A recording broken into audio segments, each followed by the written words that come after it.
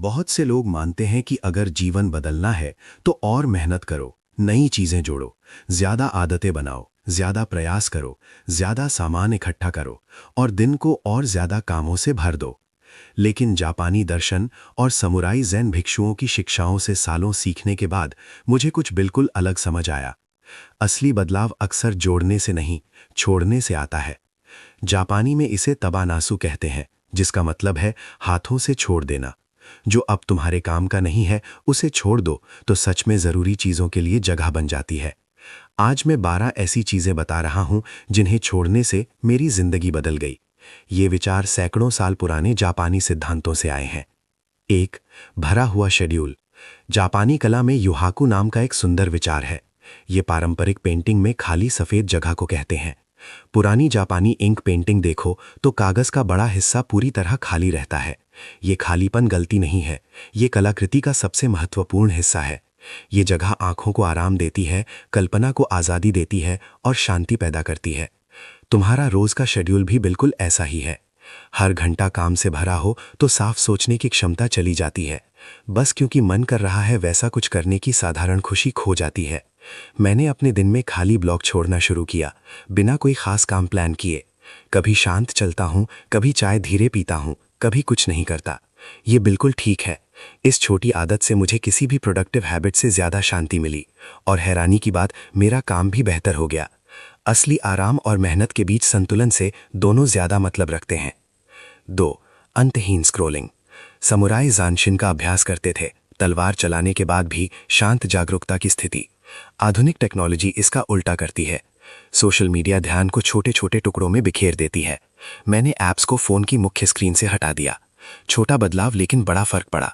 अब ट्रिगर आसान नहीं है तो अक्सर पता चलता है कि सच में इस्तेमाल करना ही नहीं चाहता था। जापानी कहावत है, नजर से दूर तो मन से दूर। अब दिमाग बहुत शांत रहता है। दूसरों की राय और गतिविधियों का शोर मेरे अपने विचारों को डुबो नहीं पाता। अकेले आराम से बैठने की क्षमता वापस आ गई। 3. किचन में एक्स्ट्रा सामान। एक दोस्त के घर गया तो किचन लगभग खाली था। एक बर्तन, एक पैन, एक अच्छा चाकू और कुछ साधारण औजार। पहले अजीब लगा, लेकिन उसे डिनर बनाते देख सब समझ आ गया। कुछ ढूंढना नहीं पड़ता, विकल्प चुनने नहीं पड़ते। हर हरकत अगली में आसानी से बहती जाती, जैसे नृत्य। जापानी चाय समारोह की याद आई, जिसमें हर चीज का स्पष्ट उद्देश्य होता था। कुछ भी बेकार या एक्स्ट्रा नहीं, सादगी से ही सुंदरता आती है। मैंने भी शायद ही इस्तेमाल होने वाले औजार फेंक दिए, डुप्लीकेट चीजें, कभी इस्तेमाल ना होने वाले गैजेट। जो बचा वो सादगी थी, उस सादगी में खुशी मिली। खाना बनाना शांतिपूर्ण हो गया। कम विकल्प मतलब कम छोटे फैसले, कम ऊर्जा खर्च। साफ जगह से दिमाग भी साफ रहता है। 4. बिना किए पढ़ना।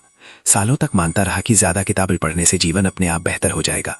शेल्फ बुद्धिमत्ता से भरे, लेकिन लागू ना की गई। फिर चिए गोइत्सु सिद्धांत सीखा, जानना और करना एक ही होना चाहिए। बिना कर्म का ज्ञान अधूरा है। नई किताबें खरीदना बंद किया, पुरानी महत्वपूर्ण किताबें बार बार पढ़ने लगा। तीसरी चौथी बार पढ़ते हुए शर्मिंदगी होती कि अभी तक कुछ किया नहीं। आखिरकार कर्म शुरू किया। समुराई तलवारबाजी किताब से नहीं सीखते, हजारों बार अभ्यास करते हैं।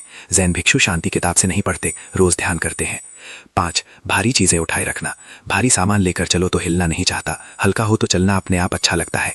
नई जगह भारी बैग लेकर पहुंचो तो घूमने का मन नहीं करता, बस रखकर आराम करना चाहता है। बैग छोड़ते ही मूड बदल जाता है। यही रोज की जिंदगी में भी लागू होता है। अपने सामान का बोझ हमेशा साथ रहता है। भारी जूते से चलने का मन नहीं करता। अव्यवस्थित कमरा मेहमान बुलाने से रोकता है। ज्यादा जिम्मेदारियां नया शुरू करने से रोकती हैं। मैंने भारी चीजें छोड़नी शुरू की। थकाने वाले जूते, बेकार वस्तुएं, ऊर्जा चूसने वाली जिम्मेदारियां। हल्कापन मिला तो हरकत आसान हो गई। देर रात तक जागना। समुराय सूरज उगने से पहले उठते थे। सुबह की घड़ियां शाम से अलग गुणवत्ता रखती हैं। रात को पूरा दिन थका देता है, इच्छा शक्ति कम हो जाती है। बेवजह स्क्रोलिंग या टीवी आसान हो जाता है। मैं बहुत जल्दी सोने लगा, कभी शाम 8 बजे। सुबह दुनिया जागने से पहले रुकता हूं तो दिमाग ताज़ा रहता है। रात के बर्बाद घंटे अब रचनात्मकता और शांत आनंद के हो गए। लिखता हूं, तारे देखकर चलता हूं, चाय पीकर आसमान बदलते देखता हूं। दिन के घंटे वही हैं, लेकिन सुबह जीने से खोए हुए घंटे वापस मिल गए। 7. अलमारी में बहुत सारे विकल्प। हर सुबह अलमारी के सामने खड़े होकर थकान महसूस होती थी। जैन भिक्षु रोज एक ही साधारण वस्त्र पहनते हैं। समुराई के पास बस 2 तरह के कपड़े। मैंने भी अलमारी सरल की, एक जैसे रंग, सब कुछ आपस में मैच। अब सुबह तुरंत तैयार हो जाता हूं। छोटे फैसलों से मुक्त होकर बड़े फैसलों के लिए दिमाग बचता है। सुबह का तनाव पूरी तरह गायब हो गया। 8. दूसरों से तुलना करना। ज़ैन में शिरूफ है पर्याप्त जानना। जो है वही अच्छी जिंदगी के लिए काफ़ी है। तुलना सबसे तेज दुख का रास्ता है। हमेशा कोई ना कोई ज्यादा रखता है। जब तुलना पकड़ में आती है रुक जाता हूं। कमी से ध्यान हटाकर जो है उस पर डालता हूं। स्वास्थ्य, रिश्ते, रोज की छोटी सुंदर चीजें। एक बार चलते हुए किसी की आसान चाल से ईर्ष्या हुई, लेकिन अपने अच्छे जूतों को देखकर कृतज्ञता आ गई। ईर्ष्या पिघल गई। रोज इसी तरह जीने की कोशिश करता हूं, दूसरों से ज्यादा रखने की नहीं, जो है उसका पर्याप्त मानने की। 9. नकारात्मक लोगों के साथ समय बिताना। जापान में कहते हैं 3 चीजें जीवन सबसे ज्यादा बनाती हैं। लोग जिनके साथ समय बिताते हो, समय का उपयोग और रहने की जगह। इनमें लोग सबसे ताकतवर हैं। समुराय बहुत सावधानी से साथी चुनते थे। भावनाएं आग की तरह फैलती हैं। नकारात्मक लोग बुरे नहीं होते, बस उनकी मुश्किलें दिखती नहीं। लेकिन लगातार शिकायत आलोचना करने वालों के साथ ज्यादा समय बिताने से अंदर अंधेरा हो जाता है। धीरे धीरे सम्मान के साथ दूरी बनाई। इसके बजाय ऐसे लोगों की संगति चुनी जिनकी मौजूदगी में ज्यादा जीवंत और उम्मीद महसूस होती है। अपना प्रकाश बचाना स्वार्थ नहीं, बुद्धिमत्ता है। 10. हर चीज को हाँ कहना। सालों तक हर न्योते और अनुरोध को हाँ कहा। सोचा अच्छा दोस्त बनता हूं, मजा भी आया, लेकिन धीरे पता चला खुद के लिए समय ही नहीं बचा। अब फैसला आसान है। अंदर से सच में उत्साह महसूस हो तो हाँ, वरना विनम्रता से ना। पहले स्वार्थ लगता था, लेकिन आधी मन से जाना किसी के काम नहीं आता। समुराय भी समझते थे, सब कुछ बचाने की कोशिश करो तो कुछ नहीं बचता। 11. बीते हुए से चिपके रहना। सालों में यादों वाली चीजें इकट्ठी हो जाती हैं, प्रियजनों के तोहफे, यात्राओं के स्मृति चिन्ह। इन्हें छोड़ना यादों को छोड़ने जैसा लगता है, लेकिन ज़ैन कहता है लगाव दुख की जड़ है। अपनी 90% सेंटिमेंटल चीजें छोड़ दी, कुछ बुरा नहीं हुआ। यादें दिल में वैसी ही हैं, सामान से अलग। जो मिला वो कल के बोझ से आज़ादी। बीते में खोए रहो तो वर्तमान खो जाता है।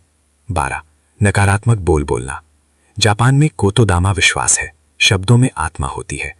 बोले गए शब्द वास्तविकता बनाते हैं। लगातार नकारात्मक बोलो तो वही वापस और तेज आता है। नकारात्मक वाक्य शुरू होते ही रुक जाता हूं, दूसरा तरीका ढूंढता हूं या चुप रहता हूं। धीरे धीरे अंदर की दुनिया हल्की और शांतिपूर्ण हो गई। समुराय शब्दों में सावधानी रखते थे, क्योंकि बोलने का तरीका व्यक्ति बताता है। ये 12 बदलाव जीवन परफेक्ट नहीं बनाते, मुश्किलें आती रहती हैं। इंसान होना यही है। लेकिन छोड़ने से जगह बनी, शेड्यूल में, घर में, दिमाग में। उस जगह में शांति मिली। समुराय और ज़ैन गुरु समझते थे कि हम कम होने से नहीं, बहुत कसकर पकड़ने से दुखी होते हैं। पकड़ ढीली करो तो पता चलता है जरूरत की हर चीज पहले से मौजूद है।